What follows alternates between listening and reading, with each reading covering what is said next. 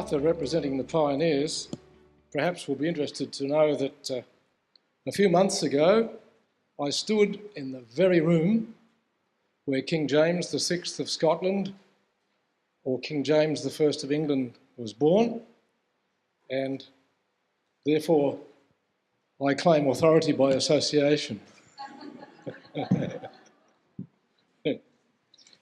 Perhaps it was appropriate that the church administrators met at a place called GLACIER View, because it seems that the church changes views at a glacial pace, all the while keeping its old views well preserved under refrigeration.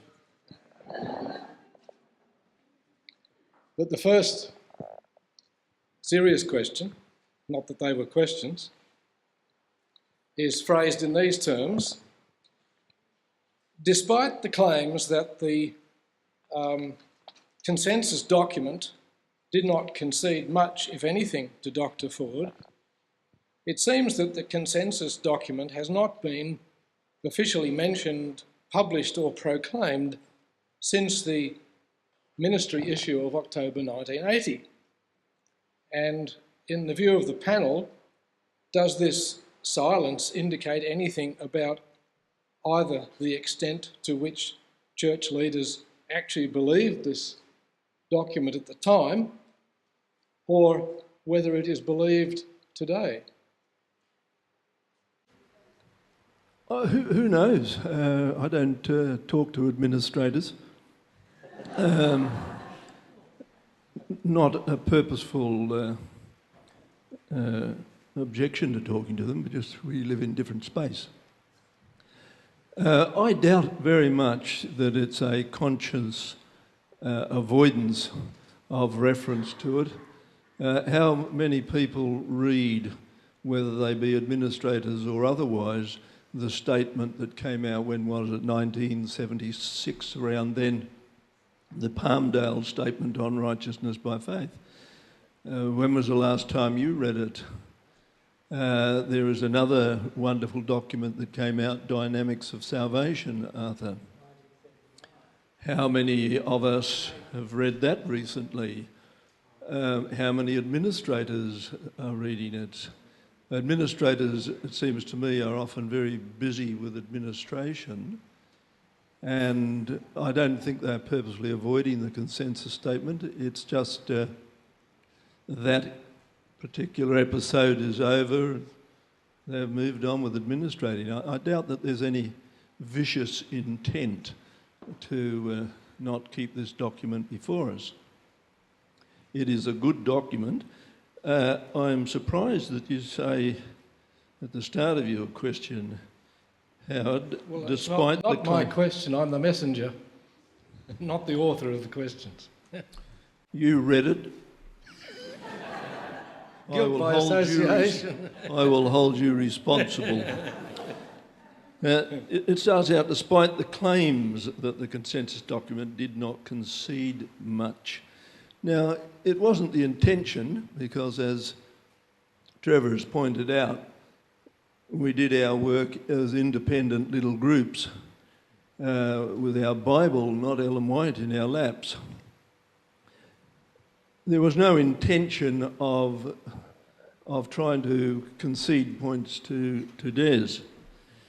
But the whole fact of the matter is that both Des's position paper and the consensus document belong to the same era and the same kind of things that were happening in our church at large.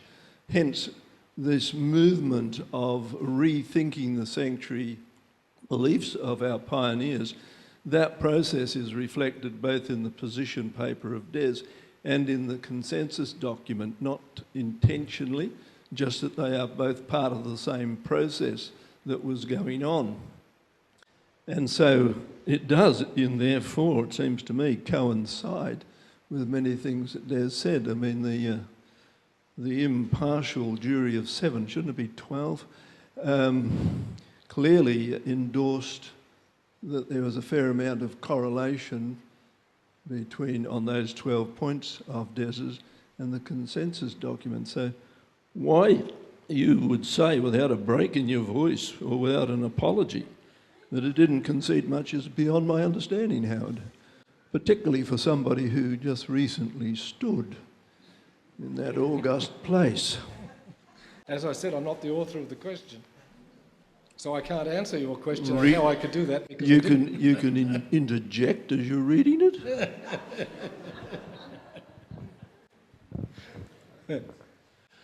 I find it rather intriguing that an important document, such as this consensus document, hasn't become a reference point for Adventist scholars and administrators.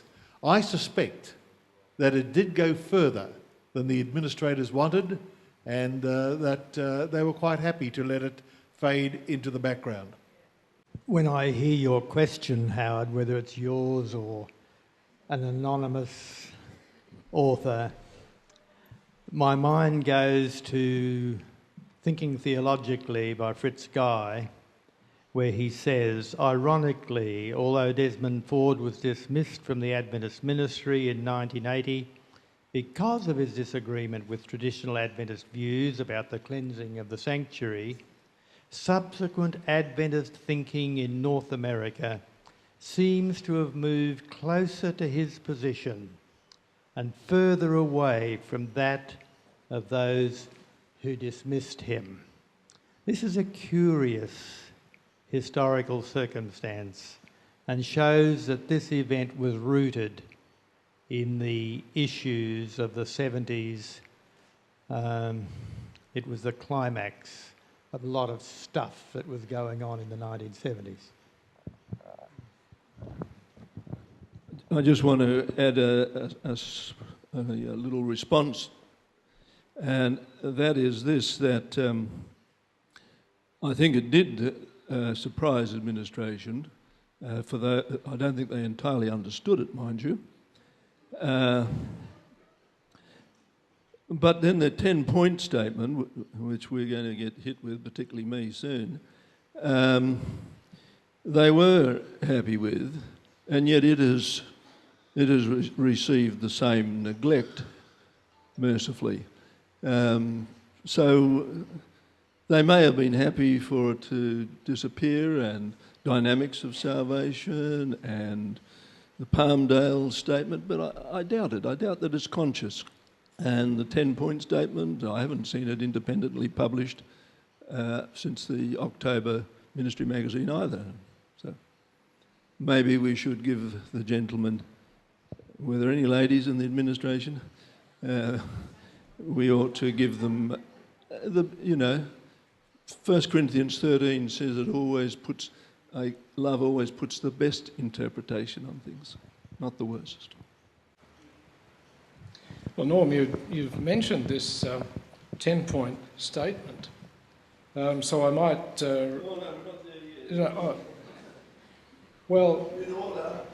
No, we changed the order in which the propositions were dealt with, so we might change the order of the questions too.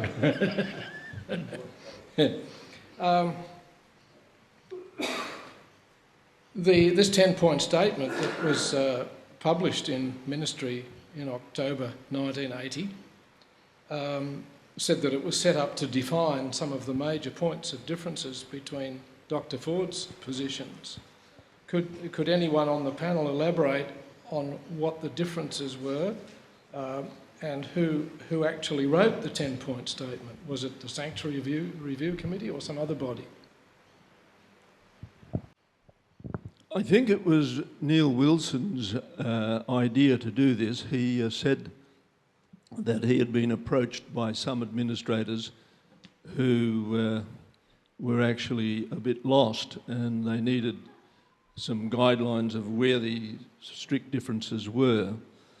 And to my knowledge, Neil Wilson appointed the people. He certainly approached me 30 years ago, getting back a bit, but I think it was on the Tuesday morning. It was certainly at breakfast time. That I remember, that it was breakfast. And I went to Jim Cox and said, what did he think about going on such a panel? And he said, Well, it's a hard call and left it at that. That didn't help me much. So I went to Des, and Des said, better you than somebody else. My gut told me somebody else was better. But I took that guidance. My daughter was only in her teens at the time, and I paid her less attention as I do today. Today, as a very qualified and insightful social worker, I often go to her for advice, and her advice often is, Dad, follow your heart. I wouldn't have gone on that panel if she had been older and given me that advice, because my heart was telling my head. In fact, I think my head and heart coincided not to go onto it. So assuming that Neil Wilson appointed the others, they were J.R. Spangler, from memory, he was the secretary, I think. Then we had Herb Douglas, Raoul Dedran, Arthur Furch, Jim Londis, and myself. We met only twice. We produced our document prior to the consensus statement. We met about midnight, I think, the first time, and divided up what we were going to do. So different parts of the 10 are written by different people, and I want it on record. I only did one of them, and I'll have to face the music on that one. It was never voted in the plenary session. It was never read out to the plenary session. Well, it may have been read out, but it certainly wasn't voted on. And there was no other input into its production than those names, and I think I may have got them all, that I just recited. They were the only ones. So was it used as a reference point in the Glacier View proceedings, or just as a kind of a preliminary? It just went to administrators and say, well, here's where it's at. This is where we think there might be some problems, kind of thing. This is where Des is out of sync with orthodoxy. Yeah. You're a historian now. A good account, Norm. I gained the impression that this document had the potential to open up discussion on the sanctuary question. But this hasn't happened. And is there a reason why it hasn't?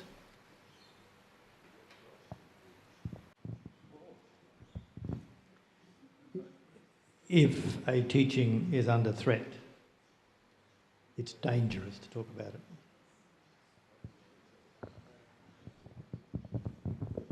It was just never discussed. It had a limited purpose to inform administration. Once it did that, it was only ever going to be, as far as its longevity, a short-term thing.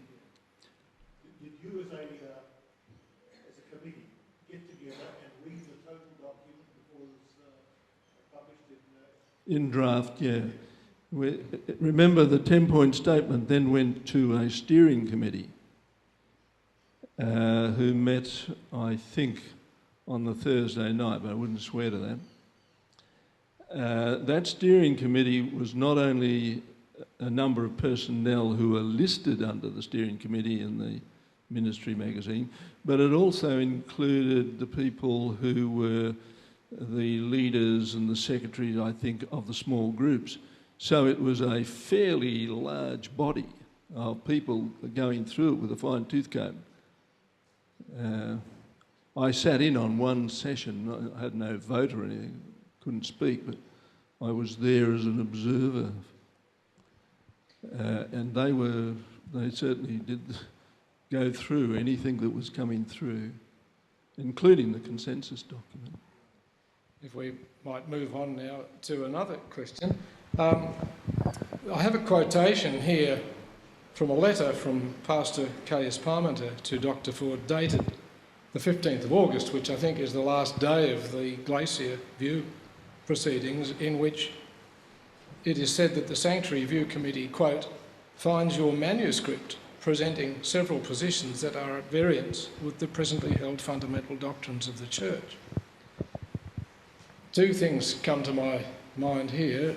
Was there anything much in the manuscript that was not summed in the 12 propositions that would make the 1,000-page manuscript perhaps less acceptable than the 12 propositions, which might seem from our jury today to be more acceptable?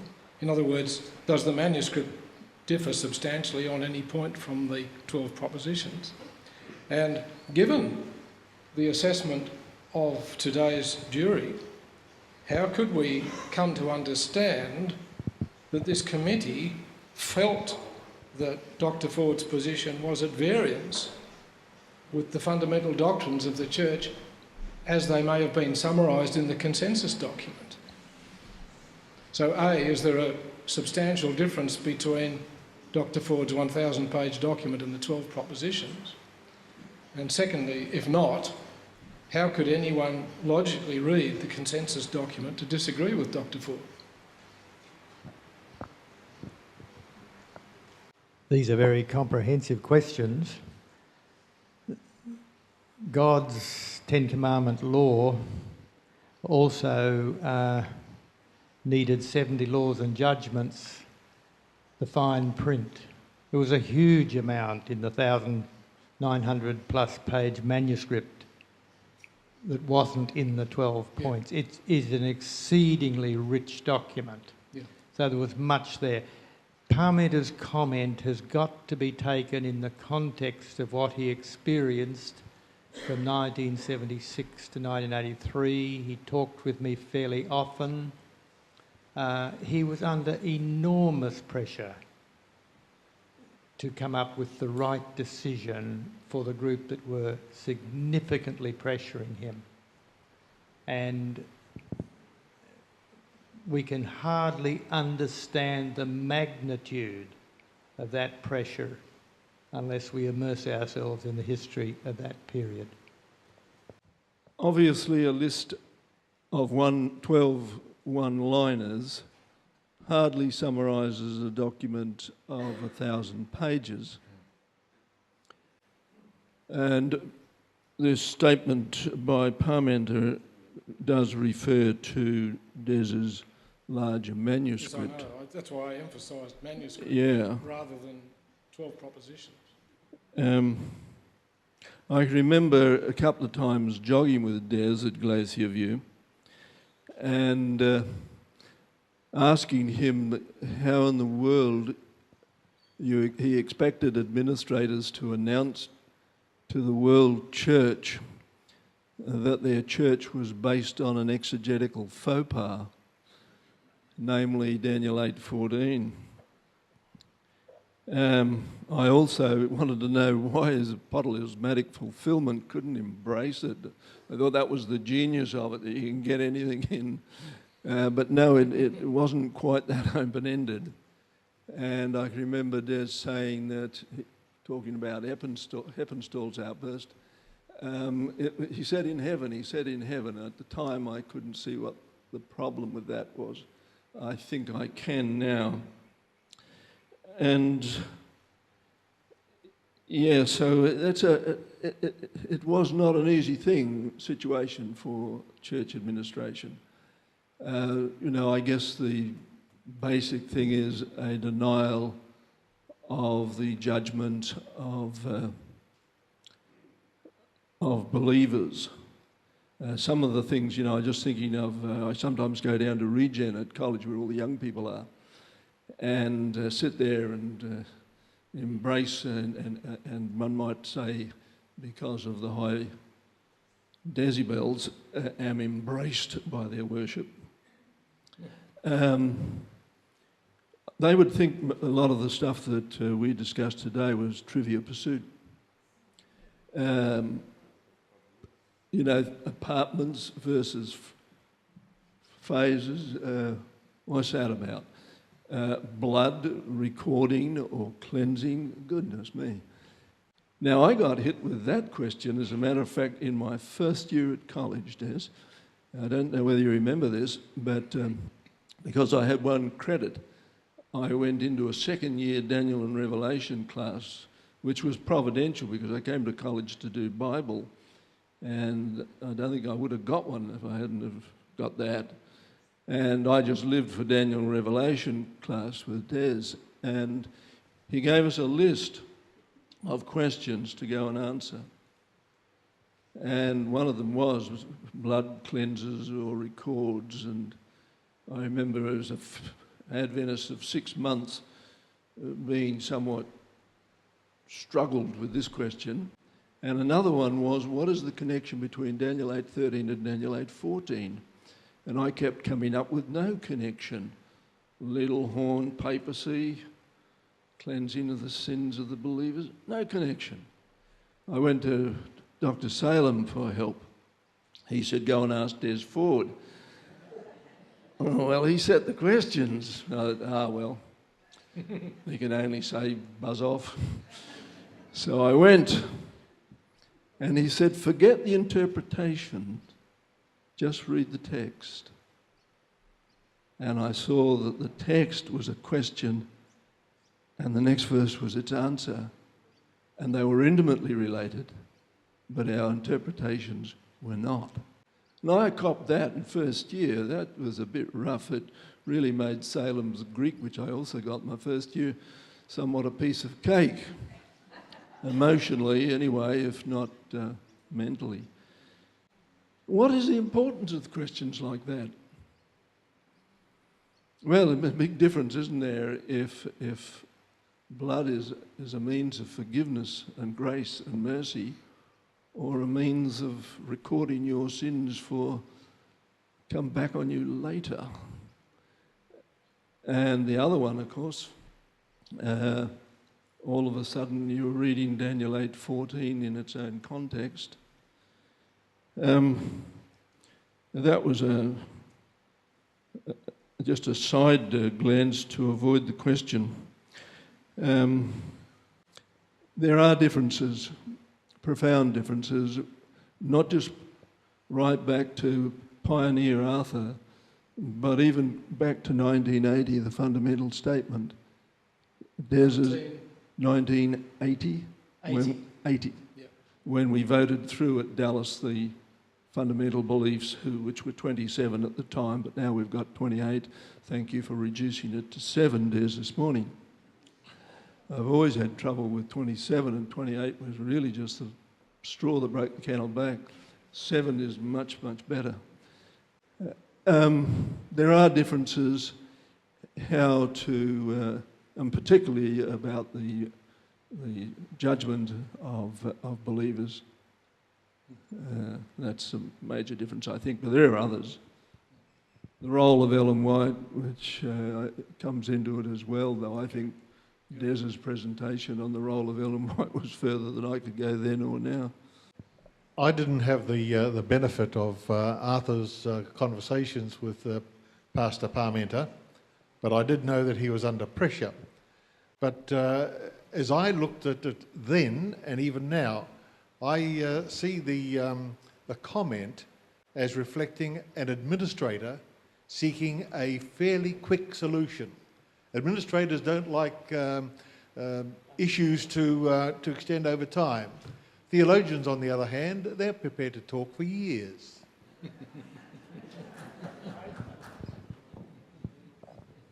Okay. I should say that I'm a New Testament historian. Theologians are a different breed again. Yeah. Des is a theologian. What made you think I was talking about you?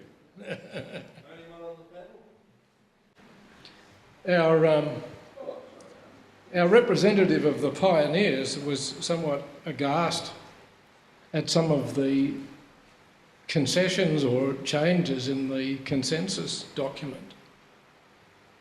So we might ask the question, was Dr. Ford's 1,000-page document, or even his 12 propositions, an influence on the way the consensus statement was worded, or is this merely the setting down at a particular time, a trend away from historic Adventist sanctuary attitudes that had been going on for some time?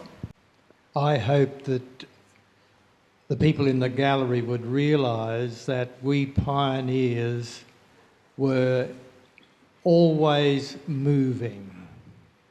Present truth in 1850 was not necessarily present truth in 1870. We were growing in faith, we were discovering, we were changing. But to realise what happened between our deaths as pioneers and 1980 was quite beyond our comprehension, because that movement continued. So in 5 days at Glacier View, those people made as much progress as the church made in any other 50 years in understanding the sanctuary doctrine. This meant that we pioneers would be more and more isolated from those understandings because we work within our time and place. I'm not sure if our panellists have heard of the Stockholm Syndrome. This is, in a nutshell, the syndrome where those kidnapped come to love their captors. And I wonder if the Seventh-day Adventist Church's apparent official persistence with the stance on the investigative judgment might be related to the Stockholm Syndrome, that we have become captive to this doctrine and have come to love it. An interesting proposition, Howard, and very likely has an element of truth. Certainly when a doctrine, a belief about yourself is near the core of your sense of identity, it's very, very hard to let it go. And that applies to the individual. It also applies to an organisation such as the Adventist Church, something that has played an important part in the development of our sense of identity. It's very hard to allow that to shift to the periphery rather than keep it there in the centre. Almost inspired. In actual fact, I mean, we celebrated October 22 just recently. Certainly in our church, and I imagine in most churches, no reference was made to it. I've actually been in a church preaching on October 22 where it coincided with the Sabbath, and actually said it's October 22 today. It's October 22 today. October 22? And just met with blank stares. In actual practice... You were disappointed. No. In actual practice, 1844 has very little import in the life of Adventists. It's not like the Sabbath. It's not something we do. It's just out there somewhere. Most Adventists do not spend a minute a year meditating about 1844 and what happened then. I don't think. I could be wrong in that, but certainly in the circles I operate in, it's not a common conversational piece. So I don't think it's more like a shibboleth, I think, Arnold, that to touch that is to touch something that's holy, even though it's, under a glass cage. It's a museum piece, it's historic, but there's emotional stuff there, but only when somebody brings it up. But in the actual living life of the corporate community, it's a zero. And why is that so? I don't think it's because of the consensus document or even Des's position paper. I think it's because of time. Our pioneers were able to affirm something we cannot. They were able to affirm the investigative judgment as a brief work just before the Second Advent. Something which Des, at the time at least of Glacier View, affirmed. And I'm not sure if he still does. We all move on. Just to live is to move. If you're not moving, you're probably dead. What are we, 166 years away? We can no longer see 1844 as an event that is closely bound to the return of Jesus, even assuming Jesus comes before 2011 starts. It has now got an eschatological life of its own. 1844 is not smack up against the Second Advent, it's out there. So we've got the eschatological event of the event of Christ in the first coming, the hope of the second coming, then we got this thing sitting there by itself. Hence our difficulty in answering the question that I used to constantly get at college, what happened in 1844? And to answer it with integrity and affirmation of people's belief is very difficult.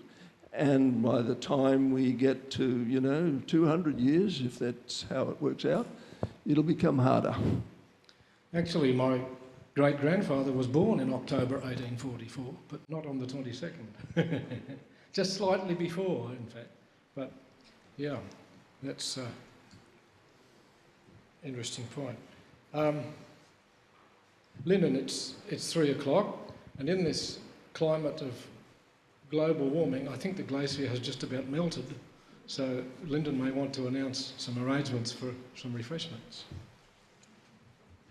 Thank you, Howard. We will have time for a few more questions, panel, when we get back. We'll have a fairly short break, about 10 minutes or so if we can.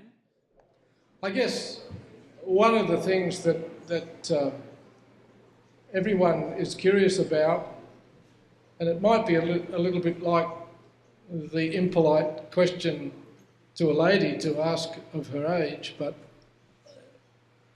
I think everyone would like to know who wrote the ministry article, and probably nobody here knows, or if they do, they may have been sworn to silence. I've been asked to ask the panel if they have any thoughts on this. Is it likely that this person was actually not involved at Glacier View and they took away the consensus statement and looked at Dr. Ford's writings and tried to find differences? Do we have any thoughts on where it came from, or was it even written by more than one person? Howard, when you read the consensus document, it flows, it has internal integrity. When you know who wrote it, who drafted it, yes, you can see why it holds together. Okay. So remarkably well, even though the material is very diverse. When you read the ministry article, it has internal contradictions. I think several people wrote it, but I can't prove it, I don't know. It's kind of like a donkey being a horse designed by a committee principle. I understand that the major hand in the consensus document was Bill Johnson, but W.G. Johnson, but I don't know who wrote the ministry. I've enjoyed the preparation I had to do for this program, and particularly reading carefully the consensus document, and then reading carefully the ministry article, and looking at the logic or the lack of logic in some of the answers. And all I can say is that if this person was a scholar, he was wise to be anonymous. Probably the consensus statement and possibly the whole Glacier View proceedings raise a question of wherein lies authority in the church. Does it lie with the administrators? Does it lie with the scholars? how much authority remains with Ellen White and who interprets Ellen White. Is it the administrators, the scholars, or the laity? So what issues does this episode raise for authority in the church and where it lies? Authority is a rather nebulous thing. It's really hard to get your hands onto it. Probably the word power is an easier word to define, and there are various kinds of power that come into play, and each of the entities that you mentioned, Howard, can exercise power in certain ways. But ultimately, I guess it certainly comes down to the administrators, because they control the manner in which the scenario unfolds. In the case of Glacier View, it was the administrators that controlled it, even to the ad hoc establishment of that 10-point, or the committee that came up with the 10 points. That was administratively done, and surprised some of those who had been part of the planning process. But when it came to the Australian segment of the drama, it was very much controlled by administrators. The way in which the annulment of ordination, the termination of employment was handled was very much an administrative function. And there was no great power exercised by anyone outside that purview.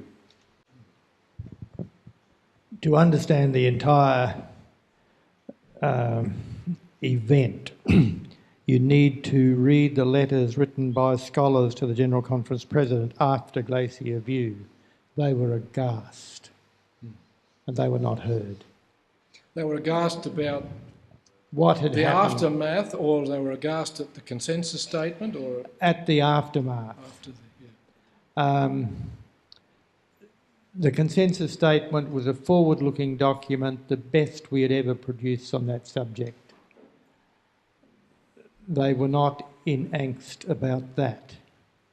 They were in angst about the administrative decisions that had been made. My neighbour, Chris Aykroyd, is an accountant, and he tells me the secretary-treasurers are the power brokers of the church because they control the finances. Certainly one thing's for sure, the scholars are not the power brokers, but they have a certain authority because of expertise. And at Glacier View, the hope for at least the little coterie that I was in contact with, their hope was that they would produce a document that was responsible to the church tradition, but was rephrasing it in more gospel-centred ways, and that Des would be able to accept it. When Des announced on the Friday morning that he could, as I recall his words were, "I can live with this." I remember Fred Veltman was right there. He was very excited at that. They had achieved mission impossible. Fritz Guy likewise was extremely ecstatic that they had achieved what they thought was pretty hard to achieve, and so that's the only authority scholars have. Perhaps I could make a further comment just to illustrate the power influence of administrators. When the group met at Wahroonga, the Avondale College Board, of which I was an appointed member, the executive committee, plus all those that the president had invited to participate, the meeting commenced with a taped message from Neil Wilson. And the thing that struck me was that Wilson made very little comment about the theology of the situation, but he did make probably about a 20-minute presentation on the administrative implications of it all. And that was the telling point as far as that meeting was concerned. Those of you who have met Wilson, he's a powerful man, and his presence was felt very strongly in that meeting by virtue of a tape. Well, panellists, I'm sure your contribution has been appreciated, and I'd ask the audience to show that appreciation.